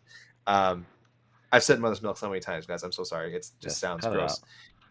If you guys, I'm just saying, if you guys look it up with your safe search on, but look up, jiu-jitsu movers. I don't know, just submission holds. It is something else. It's probably exactly what you're thinking. I'm sorry, Jose. What's your question? We're having a debate amongst the media right now. What are your top 5 pound-for-pound animals? Oh. Okay, first of all, it should be known I'm not an animal lover. I'm a terrible person. I'm not an animal Yeah. lover. I'll say it right now. I'm I mean, bad. I'm a bad person. I just assumed that, just based on your personality. Orangutan. I feel like orangutan has to be up there. Based on what? It's, Explain your dexterity. reasoning. Dexterity. Right. They're also strong. You know, they're one of those animals I think is stronger than people. Sure. If we're talking pound for pound strength. Kitten. Sure. Specifically a kitten, not a cat. Not a cat. A kitten. Like a baby is what you're saying. A baby cat. Yes. Hmm. Pound for pound. A rhinoceros. Like I think there has to be an actual like big guy in there. Hippo would be up there. Ooh. Wow. Hippo would kill you. They kill Yeah. people in Africa each year. Well, not Mudang. Well, in terms of like Jose. Yes. Mudang, but not Mudang. Do you know Mudang? No. The cute little baby pygmy Oh hippo? yes. we were talking specifically animals and Shout out to Mudang. Humans. Honey badger. Inverted free solo says honey badger. I like that. What am I seeing here? All right. Well, first of all, Okay. Oh, okay. First of all, it wasn't for us, guys. I thought Jose was about to set us straight. Jose, you're gonna set us straight with your. First Okay, of all, please. God. Number two. Number two, tiger. first of all, Uh-huh. Hippo, killer whale, hyenas. Those things will mess you up. which are actually dolphins. People don't know. Yeah. Oscar didn't know that. Whooping crane, number 5. People will get that joke. Wi-Fi. No, geese are pretty terrible. Wi-Fi, a 1650 says this is the worst heavyweight pay-per-view card ever. I don't know if he means the worst card with a heavyweight headliner or the worst card with more than one, with so many heavyweight fights. Which man, this. So, Jose, what was the card that had all heavyweights on the main card? That was Mir and Joe Santos, right? I don't. 146. I get that confused with 148 quite often. I have to look this up because I don't remember what the other heavyweight fights were. I can name them. I know I can name them. Go ahead. Okay. First of all, you are correct. You're correct. 146, May 26, 2012. Okay. So it was JDS Frank Mir at the top. It was supposed to be JDS. Yes. It was supposed to be JDS Overeem. Kane fought Bigfoot in the co-main event. I think that was supposed to be originally Kane. The first Frank. time. This is the first time. Be, because not for a title. Yes. It was supposed to be Kane versus Frank Mir, but Frank elevated to the main event after Overeem Of course. popped. So Kane, Bigfoot, Roy Nelson, Dave Herman, Stipe, Shane Wow. Rosario, Stephen Struve, LeVar Johnson, and I know Jamie Varner knocked out Edson Barbosa on prelims. Dan Hardy knocked out Dwayne Ludwig. I think that was Glover Teixeira's UFC debut. And Dan Hardy, he knocked out Dwayne Ludwig. And I think that was when CB beat Mayhem on that card too. Correct. Yeah. Who did Glover beat in his debut? Kyle Kingsbury. ASU Sunderland. Kyle Kingsbury. You're forgetting one, and there was also a great. Oh man, you talk about questions of guys who I thought were going to be big stars. There was a guy, he had a signature submission hold, who I thought was going to be a legitimate contender at lightweight. A British guy, Englishman. Do you recall who I'm talking about? On 146. He fought at 146 on the early, like the Facebook prelims, and he won with his signature. Who did he submission. beat? Who did he beat? Jacob. He beat Jacob Volkman. Oh, Paul Sass. The Sasangle. Yeah, I thought this guy was a killer. I was like, oh, this is magical. Like he gets the fight down and it's over. He got subbed and he got arm barred by Matt Wyman. Oh my god. Damn. Diabolical. Then fought 2 more times after that. That was it. That was it for Paul Sass. So. What a Man, golden really, era. like, That was like the goes. best time of MMA. Wasn't it? Yeah, it really was. There wasn't like too many events. Like they were starting to ramp up the amount of events, but there weren't too many. There was just enough. And 147 was that really random pay-per-view in Brazil. It was supposed to be Vanderlei Vitor, but Vanderlei got hurt, I think, so it was Vanderlei Rich Franklin. Sorry to interrupt. Was that not the? Oh, I should remember this because this was also the Ultimate Fighter Brazil inaugural Brazil finals. The Brazil, yeah. Yes, Probably. Honey Jason beat Pepe and Mike Russo. Didn't Verdun beat Mike Russo on that card? Verdum beat Mike Russo. Yes. Yeah. What a weird card. I Wait, what was remember the Mark middle? Hominick walked out to that song and got absolutely dusted by Zombie in 7 seconds. Just man. Oh, Cesar Ferreira and Sergio Moraes. Oh, Sergio Moraes. Do you remember Sergio Moraes? Of course. That was like This such a time guy, when all those cats were good. this guy once won. He went 6-0-1. He had a 6-0-1 stretch, and then he ran into some guy named Kamaru Usman, and Kamaru Usman knocked him out in under 3 minutes, and that was it for Sergio Moraes. For what's his Very name? beautiful eyes, Sergio Serginho. Moraes. Sergi- I remember And a correctly. hilarious dance. Do you remember when he did the dance where he like No. went up, he inverted himself and was like shaking his ass in the air? Apparently, it's some viral No. dance in Brazil, which I wasn't familiar with. Key had to explain to me. I was like, "What the hell's going on?" Yeah, apparently a very popular dance at the time. It was incredible. One of the best celebrations I've ever seen. Anyway, well, I don't know why we've been spending so much time going down memory lane, guys, instead of talking about this card, which has some very good fights. We got about half an hour left. Let's dedicate some time to it. Let me close this poll. You know, I'm going to close it at 50%. 50%, guys. If you only ordered half the UFC pay-per-views every year, would UFC 321 make the cut? No, 50%. Yes, 50%. 50%. I don't know if that's a good thing or not. People bring up Cody McKenzie. Boy, that was one of the craziest interviews I ever did, talking about him alleging that the commission was very improper when they were doing a drug test with him. You guys can find that in the archives of... that might have been before... I forgot about that. That might have been before I was with MMA Fighting, actually. I definitely covered it for MMA Fighting. Wow, I'm trying to think. Yes, okay, I did. This on MMA Fighting. After being hit with 4-year ban, Cody McKenzie accuses Nevada commission official of sexual assault. Oh boy, I remember having to run this by a few people before. I remember I had to do the social media graph for that, and it took us a long time to get the wording right. Yeah. Wow, this was a story. I wrote this? That's a lifetime ago. Huh. That was like my first couple months of MMA Fighting. What month was that? July? November. That was November 2018? 2018. That was literally my second month at MMA Fighting. Damn. Mark Ramondi helped me a lot with this, I remember. Shout out to Mark Ramondi, guys. If you've not read his book... The NFL reporter? The NFL reporter, the Atlanta Falcons beat writer, Mark Ramondi. If you have not read his book, Say Hello to the Bad Guys, I say please go out and get yourself a copy. Fascinating history of the WCW's NWO. Good book. So thank you, Mark, for putting that out there. Thank you for everything, for all your help, Mark.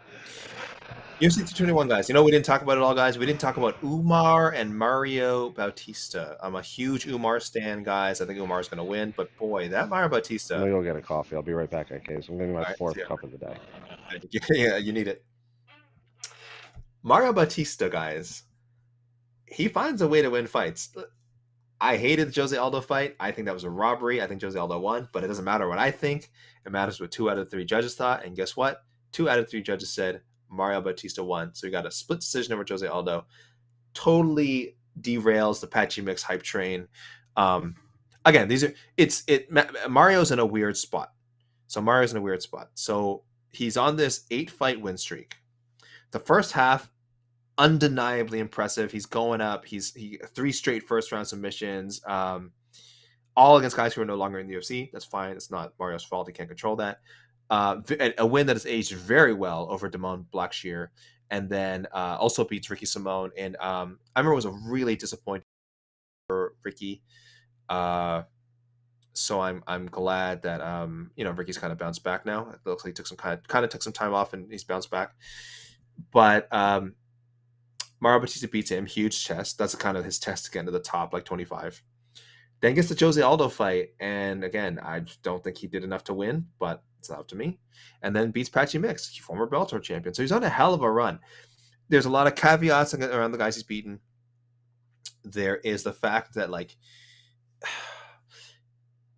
again, this isn't his fault. He fights in such a way that I think he makes his opponents look bad, and he makes them look so bad that it discredits the win after. maybe that's fair with the Jose Aldo fight. Certainly not fair with the Patchy Mix fight. I thought he fought very well against Patchy Mix. I don't want to say like, oh, a better version of Patchy Mix would have given Bautista a hard time. I don't know, man. Maybe that was a good version of Patchy, and Mario just shut him down. So got to give full credit to Mario there. 8-fight win streak, some legitimate names on there. But again, he is just this B-side, and the narrative around his fights seems to be like not necessarily that he's so good, but that his opponents look bad. Be a connection there, but I don't know if he's getting all the credit for that. And we'll see if he can do that against Umar, because again, Umar, you guys know if you've read any of my stuff, I keep saying he will be the guy to someday dethrone Merab. It took 2 shots. It's going to take 2 shots because Merab is so damn good. He won the first fight. Give Umar another. When Umar has another crack at it, I just think he has the skill set. I think he's so high level in everything he does. And that fight was competitive. I think it was like, for me, a clear win for Merab, but Umar clearly won, I would say, 2 of the rounds. I don't think that's how the scorecard shook out. But I mean, he got outlasted by the champ, you know. So I'm very curious to see what happens here. This has trap game written all over it for Umar Nurmagomedov. He's a big favorite on the odds. It feels like he just needs to beat Bautista and then maybe beat someone else to get another shot at Merab, but you can't look past Bautista, man. I don't think he is. I think maybe people like me are, maybe some of the fans are, maybe the bettors. Do not look past Mario Bautista, because this Umar, Merab rematch talk could be pushed back a long time, maybe to never, if Bautista pulls out this upset, which he totally can. But I don't know. Maybe I'm giving him too much credit, not enough. Let me know. David Chatri, is this Umar's first fight back since the Merab loss? Yep, that's back in January. Has not fought since. Biva, I'm scared that Mario needs a finish against Umar. I can't imagine Nurmagomedov losing a decision in Abu Dhabi. Boy, it's hard to say, because the concerns are real. I don't like to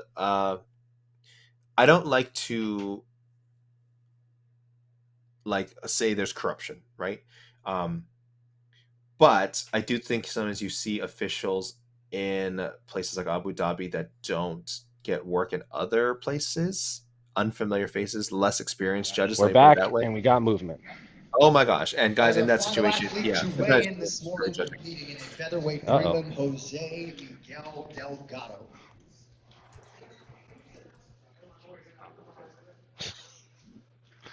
I don't think I've weighed 145 pounds in 12 years.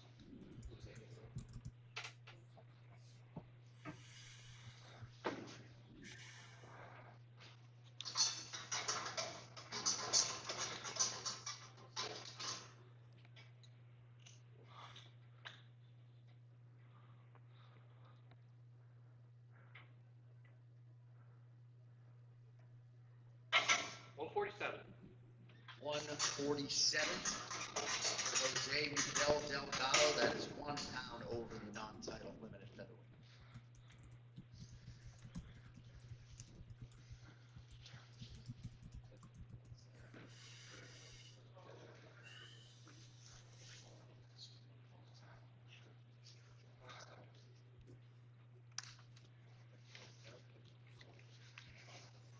Oh, I got to read from Tyson, a tweet from Tyson Chartier, Mitroposto's manager. Let me read that when I get the chance. Let me first log what happened here with Mr. Delgado. That is disappointing, guys. 147 for Jose Miguel Delgado. As of now, 1 pound over the limit. There are 20 minutes left in the official weigh-ins, but he already had to use the box of shame, as it turns out. I don't know if he'll get another chance to weigh again. Eric Grajeda 9916. No such thing as corruption in combat sports. Thank God AK corrected my misinformed ideas. Guys, I didn't say there's no corruption. I just said it is. I am not in a position right now to make that sort of accusation. You're a fan. You can say whatever the hell you want. If I'm on the air and I'm calling out such commission and people and saying there's corruption, blah blah blah. I mean, I don't know. I'm not gonna get. I don't think I'm gonna get sued or anything. But I'm putting myself out there a little bit. And yes, there's certainly been. Actually, let me put it this way. Actually, I'm even going to counter that. A lot of times what people think is home cooking is really just incompetence. I'll say that. Let me put it that way. That's why I think, is there corruption? Of course there is. Of course there is. Do I think fighters have thrown fights at the highest levels, whether it be UFC, boxing, whatever? Of course, I'm not stupid. There's I'm sure there's countless fights that we aren't even aware of that didn't even look suspicious. That there's there's some chicanery going on. Anytime there's money involved, guys, of course corruption can happen. And when there's this much money at this level, yeah. Listen, some people are gonna look the other way. Some people are gonna do things they shouldn't do. So yes, I'm not saying there's no corruption. I think it's a little naive and a bit silly to say that I said that. Tyson Chartier, the manager of Mitch Raposo, Contender Series. Jake Hadley missed weight by 2 pounds for his fight with Mitch. UFC 302, Andre Lima missed weight by 4 pounds for his fight with Mitch Raposo. Now Maxim by 3 pounds. He says, "Here we go again. Is there anyone else with this type of luck? Frustrating. Fight is still on." So yes, guys, I didn't even mention that with Mitch before that because I had forgotten the fight with Andre Lima. Lima weighed in at 130 pounds for that fight, so he missed weight even more than Maxim. And on Contender Series with Jake Hadley, I remember this. Hadley missed weight by 1 pound and then had to beg the matchmakers after to still sign him, which I think they did anyway, even though he missed weight. So there you go, guys. I mean, it's not just it's the worst possible breaks for Mr. Mitch Raposo. Jose, any word on if they're thinking Delgado's going to weigh in again? Yep. Okay. Just told by PR they're going to keep us posted since he just stepped off the scale. So no news yet from And they are one Chris Costello, but he will keep us updated. And they are taking the scale away, guys. So I think we're going to have to wrap soon. Let me The scale has been let away. It's gone. I'm saying they're taking away everything. Jose, let's do a quick. I'll send the graphic and do a quick rundown here, and then we will dip, guys. We'll get out, and I will I got to do a little bit of writing actually. So let me just do this real quick. The lights were turned off. If anyone's wondering why it got dark. The lights are turned off. They are really sending a message here. Abu Dhabi literally kicks us out quicker than any other place. Get out. They're saying It's get yesterday at the face-offs, they were telling us to leave before the final guys even left the stage. They're like, "All right, you guys can start packing now." I'm like, "They're still on stage." They're gonna start playing Semisonic in a minute to really drive it home, I don't guys. know what that means. You don't have to go home, but you can't stay here. The great Dan Wilson, amazing songwriter, amazing Grammy Award-winning songwriter. Okay, Jose, I'll let people know what is going on. 2 seconds. I'm literally just resizing the graphic you sent over. It's a little tall. Okay. All right, there you go. There we go, guys. All right, guys, I'll be real quick. Heavyweight main event. It is on. Tom Aspinall, the defending undisputed champion, 255. Cedal Gane, 247.5. Vacant strawweight title fight on schedule, guys. Virna Jandiroba, 115. Mackenzie Dern, 115. Possible number 1 contenders bout at bantamweight. Umar Nurmagomedov, 136. Mario Batista, 135.5. Alexander Volkov, 261.5 for his fight with Jelton Almeida, always coming in low at 237. And opening up the main card, light heavyweights, Alexander Rakic and Azamat Murzakanov. Rakic, 205. Murzakanov, 205.5. Lightweights, Nasrat Hakpras and Quillan Salkild, all good. Hakpras, 156. Salkild, 155.5. Ikram Alaskarov, 185.5, as is his opponent, Jun Young Park, same weight. Matiusz Rebecki, 155.5 for his fight with Ludovic Klein, 156. Walter Walker, 244. He fights the debuting Louis Sutherland, who came in a big 264.5. Nathaniel Wood, 146. We just saw his opponent, Jose Miguel Delgado, weigh in. Unfortunately, missed weight by 1 pound, 147. We're waiting to hear if you'll get another chance to shave off that pound. If not, will the bout proceed at a catch weight? What will the penalty be? All that still to be determined. Our 4th heavyweight fight of the night, first in order, Hamdi Abdel Wahab, 265, Chris Barnett, 261. Flyweights, Azat Maxim and Mitch Raposo. And this catch weight bout now, Mitch Raposo came in 125.5. Azat Maxim, 129. He will be fined 30% of his purse, but they will fight on Saturday. Jacqueline Amarim, 116, and Mizuki Inoue fighting for the first time in over 750 days, 115. So thank you guys. Thank you everyone for joining us. Thank you, Jose. Ceremonial weigh-ins will take place about 7 hours from now, guys. So 10 a.m. Eastern time, 7 a.m. Pacific There time. will Have fun. be. There's also a Q&A, but I don't think it's streamed anywhere. So be on the lookout Okay. for videos. Yes, and we will stuff. have we'll have quotes for sure. We'll have quotes and coverage of the Q&A that happens.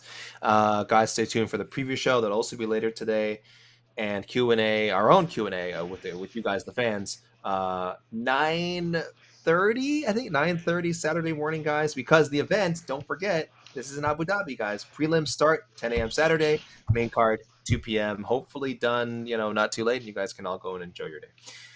All right, Jose, thank you. I will sign off for us at MMA Fighting. It's Alexander K. Lee. Again, that is Jose Youngs on site. Take care, everyone.